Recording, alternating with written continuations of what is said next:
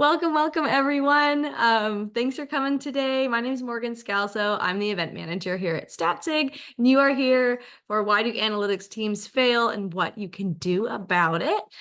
Today we have Shahar Mir here. He is a data advisor out of the UK, and we also have Tim Chan. He's the head of data at Statsig. So I'm going to go over a couple housekeeping slides as people start coming into the webinar. So just if you have any questions for Tim or Shahar, feel free to pop them in the Q&A box. We'll have time at the end of the discussion to go over questions. Anything we're not able to get to, we'll obviously follow up with you directly. The session is being recorded. So if you want to revisit anything, we'll make sure to send that out in the next 48 hours. And we'll also have some resources that we'll share as well.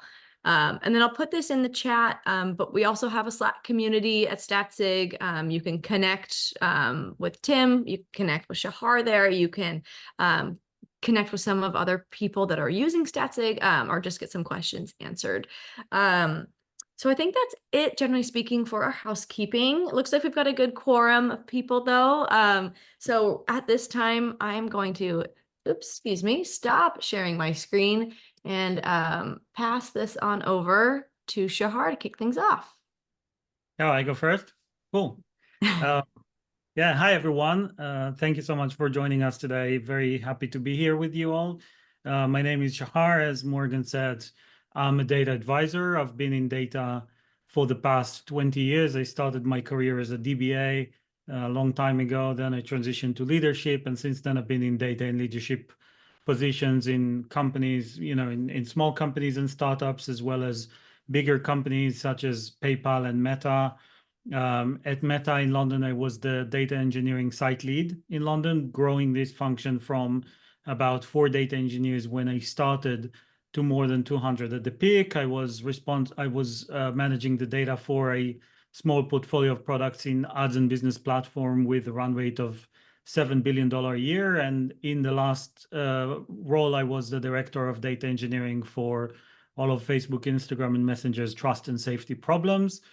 And I left Meta about a year ago to start my own company. Today, I'm an advisor. I work with companies, with individuals, with startups on their data problems, everything in data. And yeah, I'm very excited to be here with you and to learn from Tim about his experiences. That's a great intro. Love it, Shahar. I'll introduce myself. My name is Tim Chan. I lead the data team here at Statsig. And I've been here from the very start of the company, roughly about 3.5 years ago. Before Statsig, I was a staff data scientist at Meta, back when it was still called Facebook. I worked on a variety of products within the Facebook Blue app and in Facebook Reality Labs.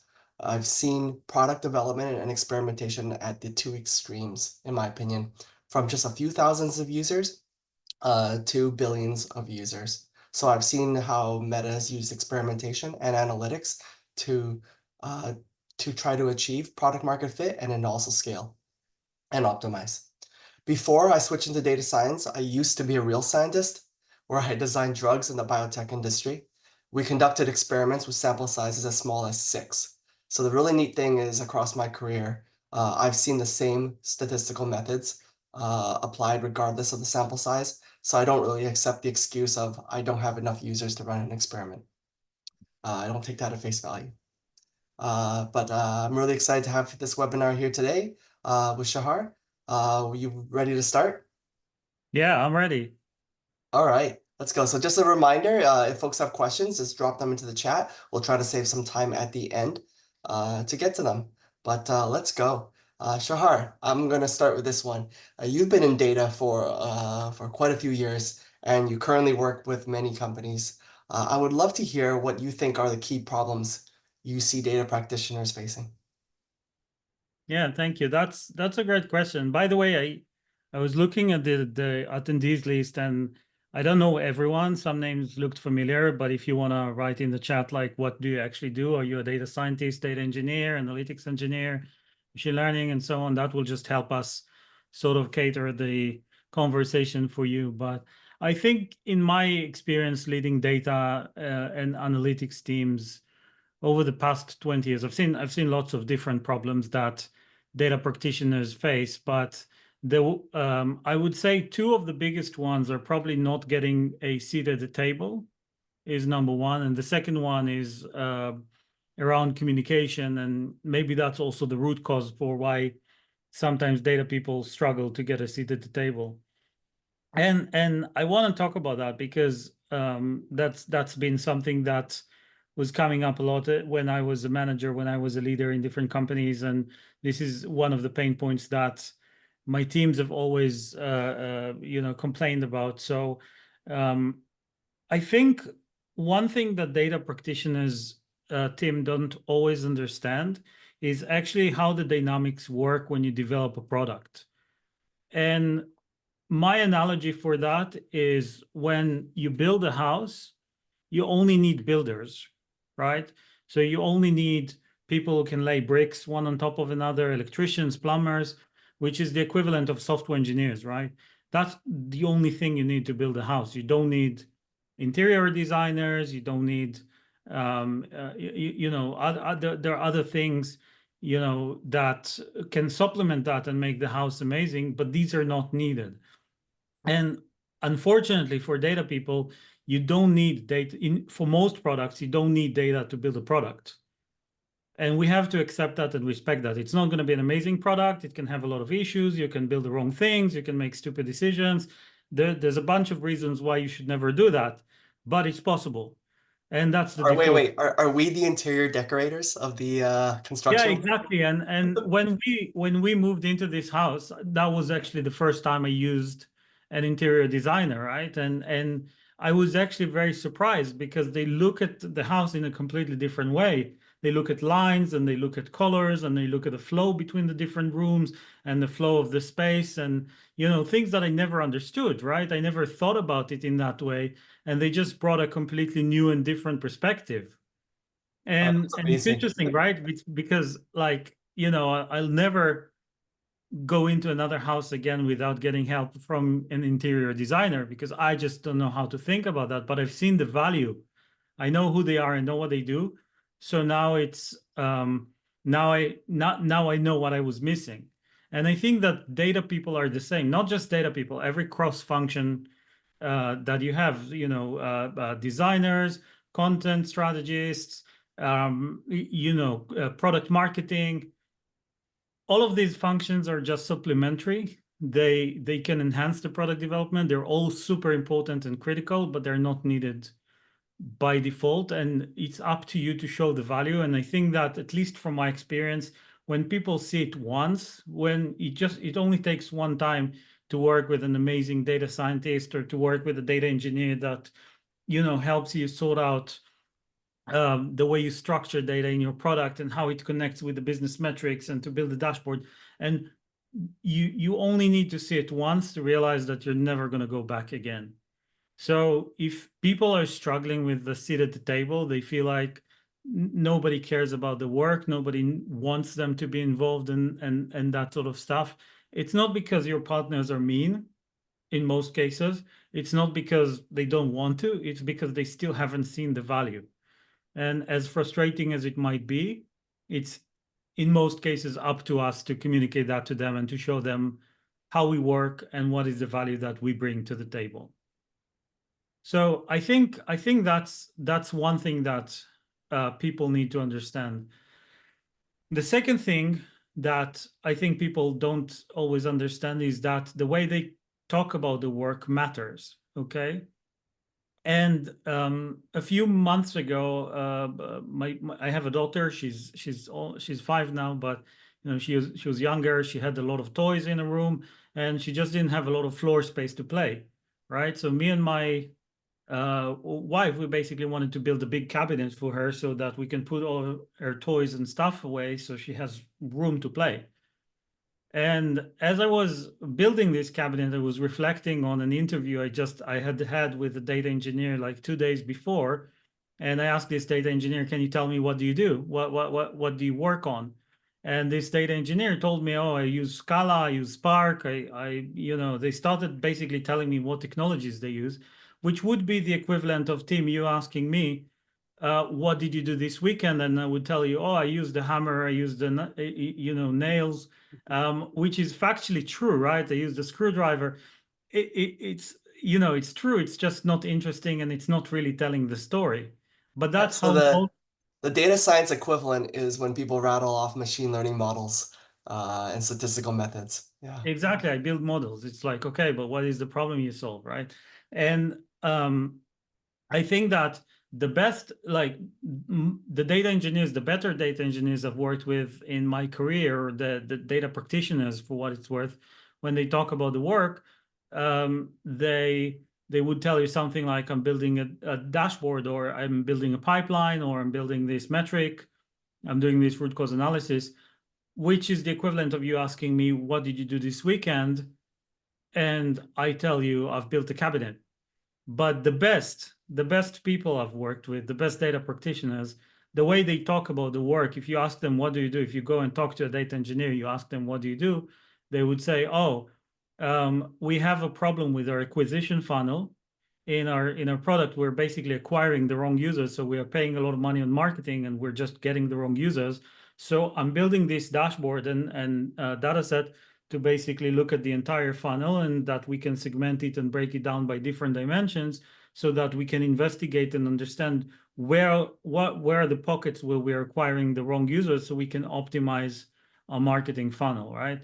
But it's basically people who start with the problem, and they talk about, this is the problem that I observe, therefore I'm building this, and as a result I'm going to achieve that.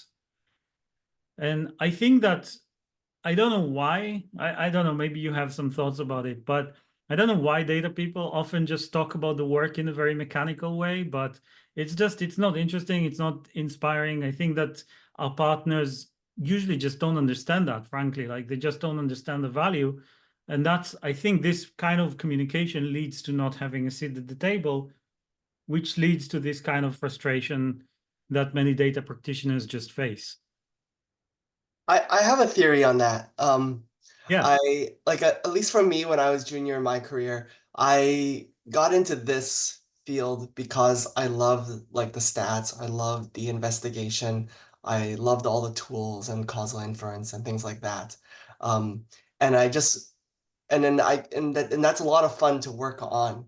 And that's how I viewed what I did. And then people would present me a problem, and I would think about, okay, what are all the tools I have that I can try?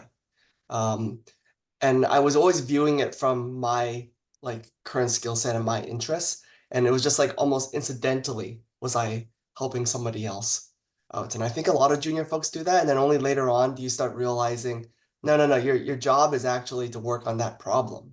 And to solve it. And it doesn't even matter if the tool you need to know to solve this problem is not in your toolkit. That's a you problem. You need to be you're not a set of tools. You're a set of like thinkings to solve a problem. 100%. And I've been around long enough to know that tools change, right? The tools I've used 20 years ago, I don't use them today. I don't even use today the tools that I've used 5 years ago. So our industry rapidly changes. The things that don't change are the types of problems that you solve, and the concepts, right? That the ideas of how to approach these problems and how to solve them. And I think that people should focus on that. I don't know, Tim, like, do you have any thoughts? Because I think one of the things maybe I was trying to say is, you need to focus on the business value, right? And how do you create business value for your company, for your stakeholders? How do you think about creating business value? How do you communicate that with your stakeholders? I think you and I are in like complete agreement. I think business value is the number one thing a data scientist should be delivering, and they should be conscious of focusing on that, always focusing on it. Um, I know we're all trained, and this is sort of back to my previous story, but like we're all trained to work on fun problems, implement cool statistical tricks, build sophisticated ML models.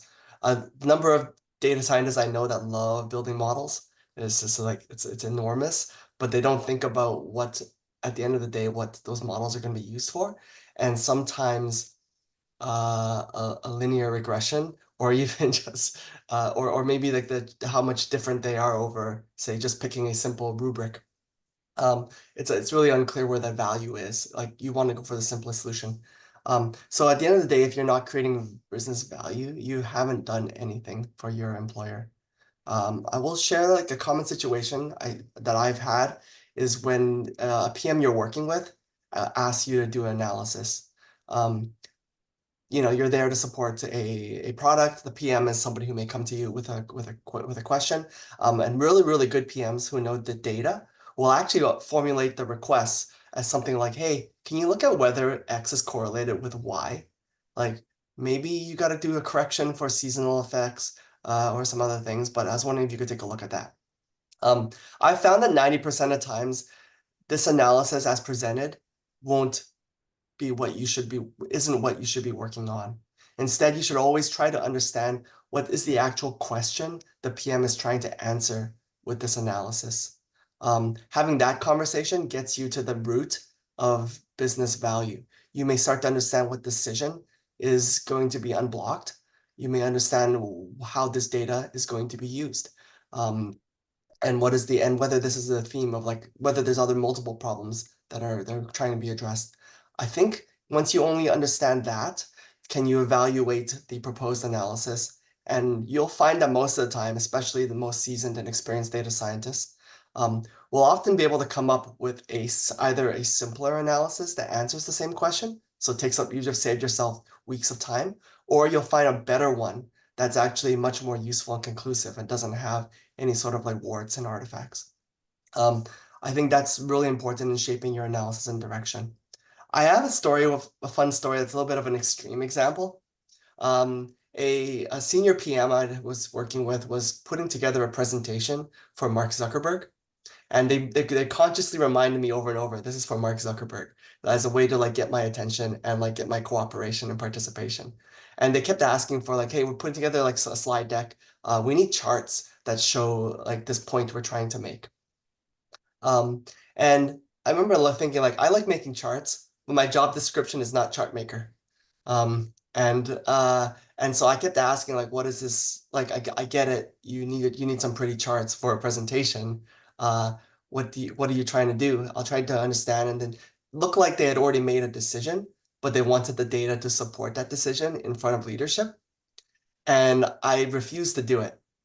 I said, like, I'm not here to do that. If you want, and I said, I can do the analysis, but if it shows the opposite of what you're trying to show, like that is what's going in the deck.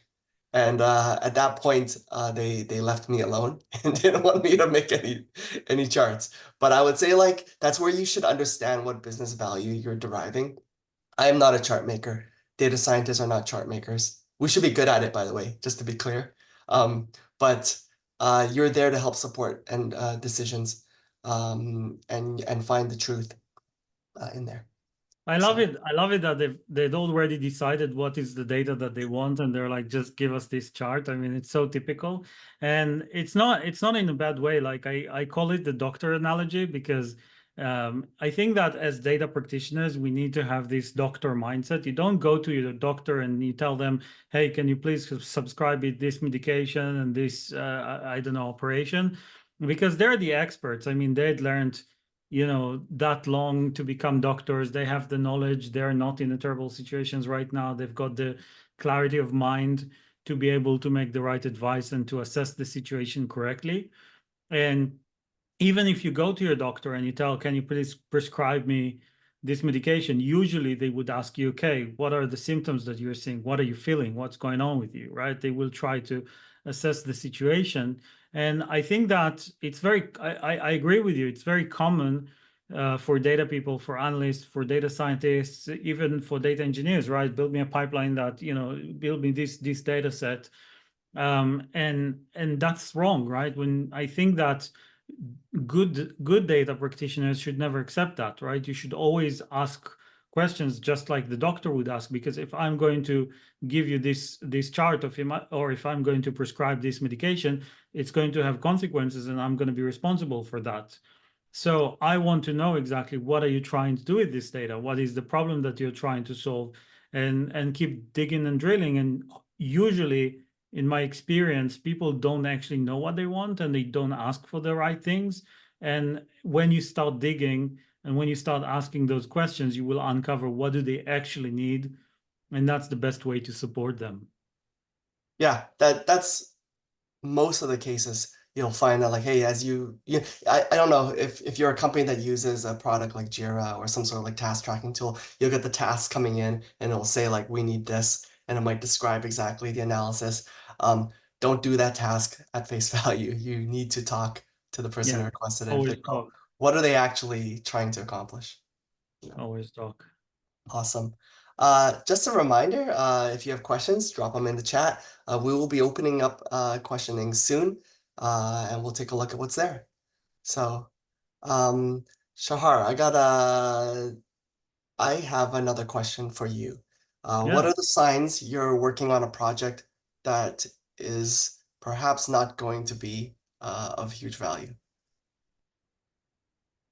That's a good question, and unfortunately, it's very common. I've been in that situation many times, both for me and my teams, where you spend a lot of time and effort building something and sweat over it, and then nobody's using it, or it's just not adding the value that you were hoping it would add. And I can tell you, first of all, there's nothing more frustrating than that, right? There's nothing more frustrating than spending all that energy and working so hard just for something to be thrown away. So I guess over the years, I've found out two ways um, two ways of dealing with that. The first one is asking yourself, but also your stakeholders, what happens if we don't do that? I mean, what are the consequences? And usually people tell you, "Oh, I need this," but then, okay, but if we don't do X, what's your alternative plan? What are you going to do? And in many cases, you actually realize that they ask you to build something you're going to spend 3, 4, 5 days working on. That the alternative is, okay, we'll just get this, we'll just get some proxy data from somewhere else, and it's not going to be amazing, but actually it's good enough and we can use it. So I think that actually asking the question and understanding what the alternatives are is really, really important, both for you and for your stakeholders to evaluate and assess and understand the situation correctly. The second thing is, and I don't want to say that in a bad way because I don't think we should be, nasty people, but creating some friction always helps, sift out just the things that are not important, right? Because sometimes our stakeholders just don't have the patience and things are just not as important as they think they are. And somebody comes to you and says, "Hey, Tim, I need this analysis for a meeting I have in 2 hours." And if you give it to them, they might use it, they might not use it, whatever, right? But if you say, "Look, I may not have the time," they'll figure out something else. And 80% of the times they will figure something else out, right? So that little bit of extra friction is almost helping you to realize if they're serious about it, if they really, really want it. And it doesn't have to be really bad, or nasty. It can be like, okay, let's set up a meeting and talk about it, right? That friction. And it's a necessary part of the process because you're not just going to get a Slack message or an email from somebody saying, "Give me a report that looks like this," and go and build it, right? So if they're serious about it and they really need it, then let's talk. That's reasonable. Or you can say, "No problem, but I'm working on something very important right now. I can do it tomorrow." Sometimes just adding this extra delay in the beginning can really help understand if they're serious about it and they need it. So a little bit of friction, a little bit of process sometimes just helps filter out most of the non-essential and non-critical asks. I don't know if you had this when I was a data scientist at Facebook, there was a internal sort of like a whole bunch of classes you could take to learn to how to advance your field. And one of my favorite, I remember it was in the data science like 201 track, was a lecture that was how to say no to requests.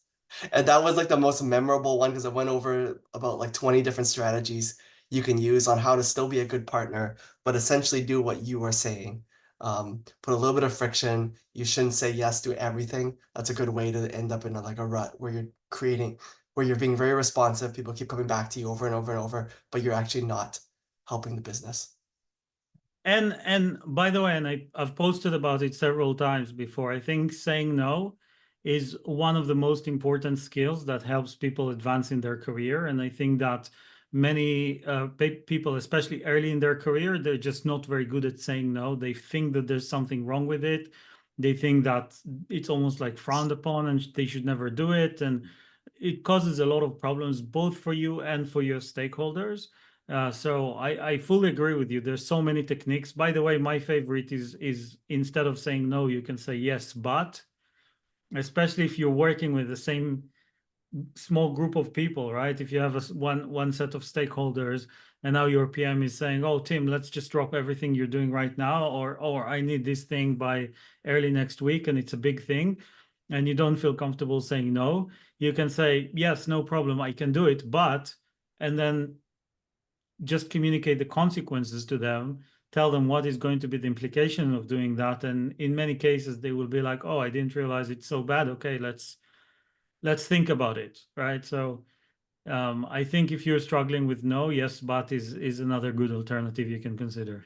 Yeah, a lot of tricks you can use. I find it is a skill you have to learn. They don't teach that in school. No. And you have to get really good at it because it's a people skill. Um, awesome. So Shahar, we have a lot of questions in the chat. I don't know, Morgan, how you want to prioritize or pick these, but they all look good.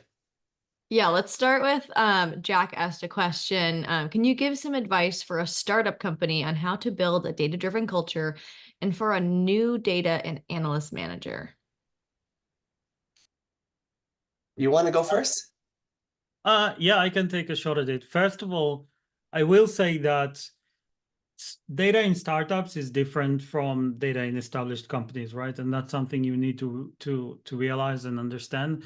Startups sometimes will make decisions regardless of what the data is saying, and I'm not saying that's a good thing or a bad thing, but startups work in a slightly different way. So I think that data is really, really important. It's always important. But at very early stages of the product development, where you don't even have a product, you're just trying to build something, put it in front of users, and show that you have product market fit. I think sometimes at those stages, fighting for people to make decisions with data is not always going to work. So you have to understand and respect that.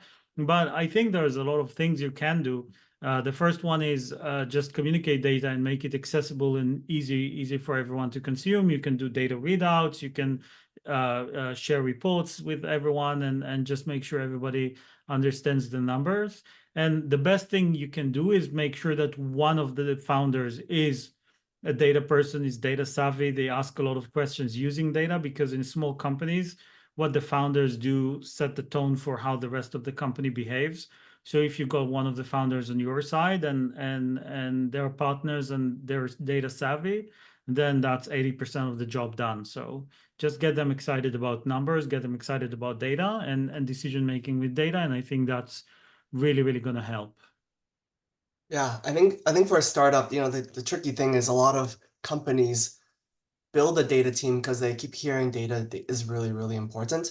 And they see that all the large companies have large data teams. But I don't think the mandate of that team at startups is also is ever really clear. There's a little bit of like, we've hired you, now what should we do? I think I agree with a lot of what you said. I think understanding what are the problems, like you should have a pretty good understanding of what the problems are that are facing the company, and then sort of it should resonate with you over like, that's a data problem, that's a data problem, that one isn't, that one isn't. And people at the company may not know that. So what you need to do then is to start demonstrating by, I think, by communicating, by reporting, by sharing some of the stuff you're seeing. Um, and then that starts to get people's attention on like, okay, data is pretty important. And then you want to start empowering the rest of the org, I find, with data. This either be in data sets they can play with, or dashboards or tools, stuff that where they can start beginning the process of self-helping. I think what that does is that invites people into sort of the data process, that you're no longer the gatekeeper. And that to me is when you start building a data-driven culture, is when everybody is involved in helping contribute the data, when they can ask you questions, when they can give you when they can give you feedback, when they can critique analyses and start just having discussions with each other. That's a data-driven culture. Nice. Thank you, guys. Yeah. We have another question from an anonymous attendee who works in a decision science org. One of the things in the past 5 years we've been saying is that they want to be a thought partner to product, but they end up being a service org. This is largely due to product defining the roadmap and them supporting. How can they go from the service mentality to a partner mentality? Yeah, I think that's a great question. It goes back to the seat at the table, to the point about the seat at the table, right? And how do you get the respect of your partners and show the value?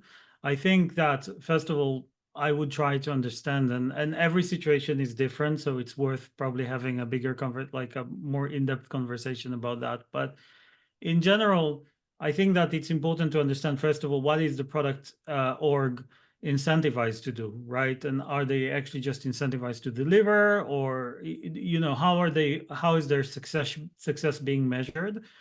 And then the best way to show your value is to find opportunities before they find them. And if you can find somebody that was a blind spot for them, but it's actually a massive opportunity and they get a lot of respect for finding that and doing that, and you just talk to them about that. You talk to your PM and you say, oh, I think we should be doing this. I think we should be investing in that. Here's what the data is saying. And they go ahead and do it, and they actually get a lot of recognition from that. Then they would start listening to you, because now they're like, oh, this data person, they know what they're talking about, right? I also think that you need to have a lot of context when talking to these people, and you need to be able to talk their language, because I think that sometimes the product org might feel that the data teams just don't speak the same language, or maybe they just don't understand what's actually happening with the product because you don't have the context they do. So spending a lot of time learning, understanding, finding small wins, and step by step building this relationship, I think is probably the best way. I don't know, Tim, what do you think? Yeah, I think in that question, like I heard like one red flag is the product just kind of like throws the roadmap at you. And I find that that's tough to get out of. You want to be part of the roadmap making process, but you have to earn your seat at the table. And some of the things Shahar just said are pretty important on how to get there. But I think you need to start building those relationships, start understanding figure out who the leaders are and understand what they're actually working on and get ahead of that process. If you're not getting a seat at the table, at least try to understand what are the problems they're facing, and then start proactively proving that data can help them out at the higher levels. I think that's how you move from the service mentality to actually getting the seat at the table and becoming a partner in that process. That is by no means an easy thing to do. You are changing the nature of an org, but that is what really good data teams are able to do. And I will say one thing: I'm not here to give career advice to anyone, at least not in that short period of time with not enough information. But some companies, unfortunately, will never be as data driven as you want them to be. And if you feel like your company is just not getting there, and you don't see a viable path for getting there, and you try and it's not working, then maybe some other companies can be a better fit for what you're looking for. All right, we have a couple more here. From Marquita, usually dashboards tend to lose their usefulness over time, even with regular updates. How can we make dashboards more meaningful so that they actively contribute to everyday decision making? Do you want to start, Tim? I feel like I mean, I think you have the better perspective on this. Well, I don't know if you do. I, I, I think dashboards do lose their usefulness over time, and this is a challenging problem. And I'm not sure I have there are definitely some dashboards that lose their value really, really fast, and some dashboards that are much more durable and useful. And I think that goes down to what is the problem that they're trying to solve, and is it actually something that is closer to like the 1 or 2 year strategic vision, or is this a very tactical, like we just need this month, to answer that? And that is where you should try to understand how much effort should be put into it. But I don't know if there is like a secret sauce for how to keep a dashboard relevant for a really, really long period of time at the outset, because to me, when you design a dashboard, it should be designed to answer a set of questions and guide a user through a story live. But those questions on a product team can change over time. And so that is where like it starts becoming less relevant. I don't know if you have any advice here. I do actually. I think that dashboards that some dashboards, as Tim, as you said, will never use their usefulness. Your company's top line dashboard will always be relevant. Your growth dashboard will always be relevant. So some things will, will never go away, right? And I think that when you feel like your dashboards are losing their usefulness over time, you have to ask yourself, are my dashboards way too granular and tactical and too specific? I think when I joined the trust and safety team at Facebook, which is basically all the biggest problems we had on social media, things like, hate speech, misinformation, bullying, suicide, elections, etc., etc. My manager at the time told me that he basically managed to consolidate all of this trust and safety work to basically 3 dashboards. And he said you can manage all of Facebook, Instagram, and Messenger's trust and safety problems with these 3 dashboards, and they will always be correct and always be right. He's always got them open on his, in some one of the tabs, ready to use. It's not that we didn't have other dashboards. We have dozens of other dashboards. Every team had their own ones, and they were maintaining it. But the point is that you want to take a step back, think about your dashboard strategy. If you have more than 5 or 10 dashboards for most companies, it means that you're going way too granular, and you need to think about consolidating them. Okay. Time for a couple more here. Shrinu, what key factors and best practices should we consider when building a data warehouse from scratch, particularly in terms of data architecture, scalability, and ensuring data quality and consistency across the organization? Oh man, I want to talk about this. Yeah, go for it. Because we had that. I mean, I was the first data person here at StatSig, and we had to build a data warehouse from scratch. And I at the time knew zero about how to actually do that, how to pick one. But I do think that if you are in this process of building from scratch, and I don't know how controversial this opinion will be. I don't think it's worth overanalyzing the problem. You kind of want to just have a place that you can stick your data in, be able to get it out, and sort of like at least make sure that lasts for 6 to 12 months or some sort of like reasonable time horizon. It's not worth as a if you're starting out from data to like making sure that it can store petabytes. Like I need this to work at 100 petabyte scale because maybe we might grow and be really successful. I said, well, you don't know that. And I think if you start putting too many requirements and start over engineering the solution, you could go wrong. Figure out what most people in your field, figure out what are the core key requirements you need today. Find out which are the warehouses that support those out of the box and with minimum amount of effort and setup and investment. And that's what you go with. I'm saying this even though we've had had to experience the pain of migrating warehouses early on at StatSig. And we're also still, but I find that we're always continually reevaluating our decisions. So I don't think here it's worth overthinking the problem. I don't actually think it's controversial. Plus one that I think that I see a lot of teams. One of the companies I was advising to, I met with them, and one of the first questions, they were working on a new data engineering project, and they were getting files from a factory with an observation every second about a bunch of parameters like the temperature and number of items produced and things like that. And they needed to analyze that and look for anomalies.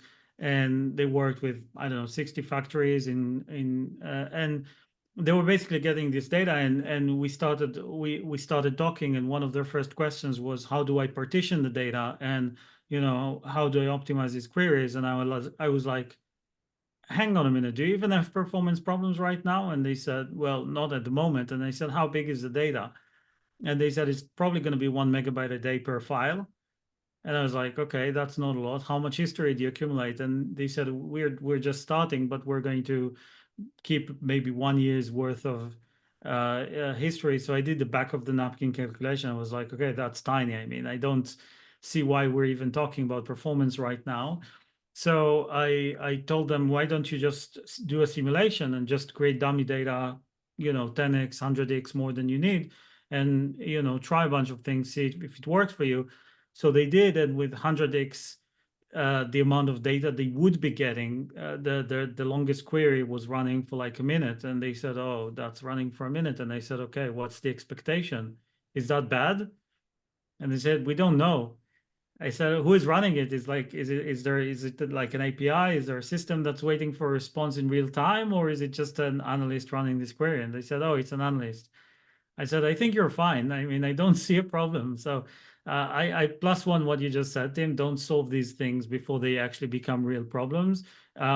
With data quality and consistency and taxonomy and these kind of things, these are things you should worry about from day one, but not performance and scalability for most Yeah, and companies. I usually find some of those things you should be worrying from day one are more you shouldn't look for a magic tool that solves those. I think there's some very fundamental basics.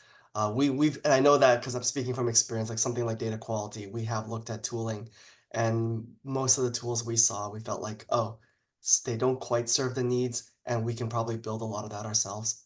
And that's what we ended up doing. Um, yeah. So it's better to have just good fundamentals.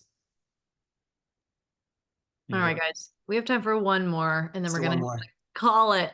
Okay, especially at a startup with a growth team of less than 10 people, how do you balance between making large growth-focused experiments for the long term and small, quick experiments? Uh, I love this. I'll start with my opinion on here.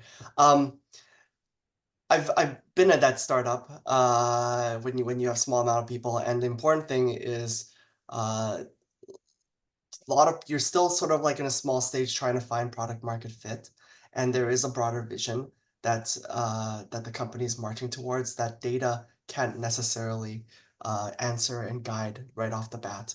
But what I found is useful is it's always important to be running experiments because collecting some data is better than collecting nothing. And sometimes you will find unexpected effects of things. So the company may have a lot of conviction of, hey, if we redesigned this landing page, it's going to be definitely better for our conversions. We're going to get more visitors, more clicks. And you can say, that's great. We can actually run this behind an experiment and we can verify. And very oftentimes at a startup, intuition is actually pretty good on these sort of things. Like you knew that the last landing page sucked because you spent 30 minutes building it. And maybe actually spending a couple days, you'll probably get something better. That's not an unreasonable thing to expect, but then you can sort of expect like, well, how much better do we think it's going to be? And you can measure that.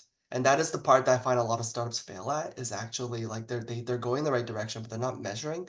And sometimes measuring helps you identify that like, hey, that was unexpectedly good.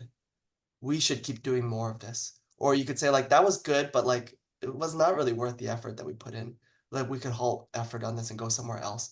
And there's other things where you can find, so if you dive into data, you can find side effects, and that might point to other worrying trends or opportunities. And so this is where the whole like it's really important to measure and at least have that data so you can find these insights is important. But you're not using experiments to guide necessarily like to evaluate, hey, is this a good feature or not? Yeah, and I'll just add to that. I mean, I know we're at time. I don't know if when you say smaller, quick experiments, I don't know if you mean like quick wins or small things that contribute a little bit to growth versus things that would contribute a lot to growth, but over a long period of time. I'm kind of assuming that what was meant. Just, I think that what's important, especially at startups, because some of these things can be very short-sighted, and yeah, maybe this thing can contribute a little bit to a growth, but some things can also be a distraction and may not be additive to your long-term, vision. So I know that sometimes in startup environment you look for small, quick wins.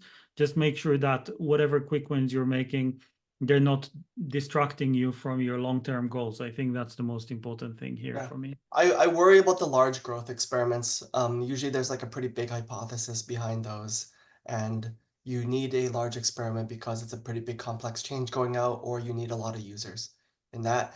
And I think that's where you start running into the limits of what you're trying to do, and whereas startups need to be small and nimble. And I think that there's a much more value in those small, quick there's always more value in small, quick experiments, regardless what scale you're at. But I think that if you are at a small company and you are only able to do 2 or 3 experiments a year, that's going to be hard to sell to your company that this is valuable and worth the investment. Yeah. All right, guys, thank you so much. Wow, that was great. We're at time at 7:45 in Seattle, at least. So Shahar, thank you so much for joining us from the UK. Tim, thanks so much for calling in so early. For everyone whose questions we did not get to today, we will definitely be following up with you directly. So keep an eye out for that.